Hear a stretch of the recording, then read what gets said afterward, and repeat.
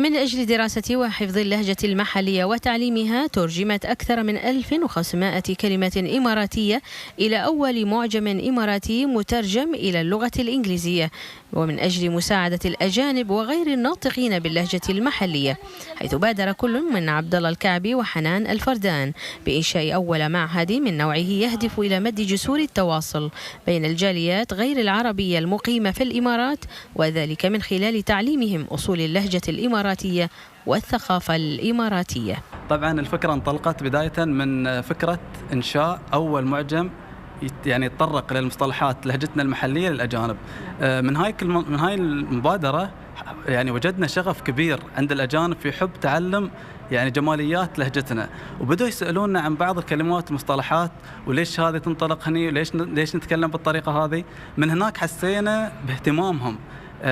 سبحان الله بدأت فكرة إنشاء أول معهد لتعليم اللهجة المحلية لغير الناطقين بالعربي.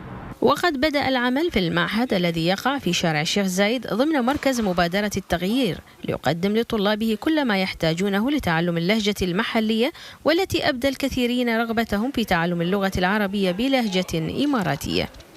نحن بدينا المشروع في شهر 1 2014 كفكرة، وطبقناها وبدينا التدريس تقريبا شهر 6 2014، ولقينا إقبال كبير من الطلبة الأجانب والمواطنين كذلك اللي ما عندهم خلفية عن اللهجة الإماراتية، وبدينا ندرسهم اللهجة الإماراتية، السلام والتحية والأرقام، وكيف يسألون الأسئلة، وكيف يتعاملون مع أشخاص إماراتيين، كيف يتعاملون في مختلف المواقف في البنك في المستشفى.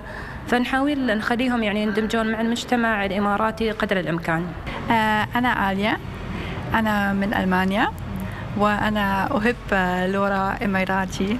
ويتلقى المعهد طلبا متزايدا خصوصا من الجاليات المقيمة الذين يعملون في وظائف تتطلب أن يتقنوا لغتين، مثل بعض الدوائر الحكومية وبعض القطاعات السياحية وشركات السفر. مرحبا. مرحبتين. نتعرف عليك، شو اسمك؟ أنا اسمي لوسي. شو أخبارك؟ الحمد لله. من وين أنت؟ أنا من ألمانيا. كم صار لك بالإمارات؟ أنا سنة ونص في دبي. أنا حاب دبي وايد، دبي المركز الأول. هكذا كانت الفكرة قبل 3 سنوات، حيث أصبح المعهد اليوم من أهم المعاهد التي يقصدها المقيمين والزوار من أجل تعلم لهجة أهل الدار. معهد الرمسة معهد هو الأول من نوعه على مستوى الإمارات من أجل تعليم اللهجة الإماراتية لغير الناطقين باللغة العربية. لنشرة علوم الدار، سوسن الرحمة، إمارة دبي.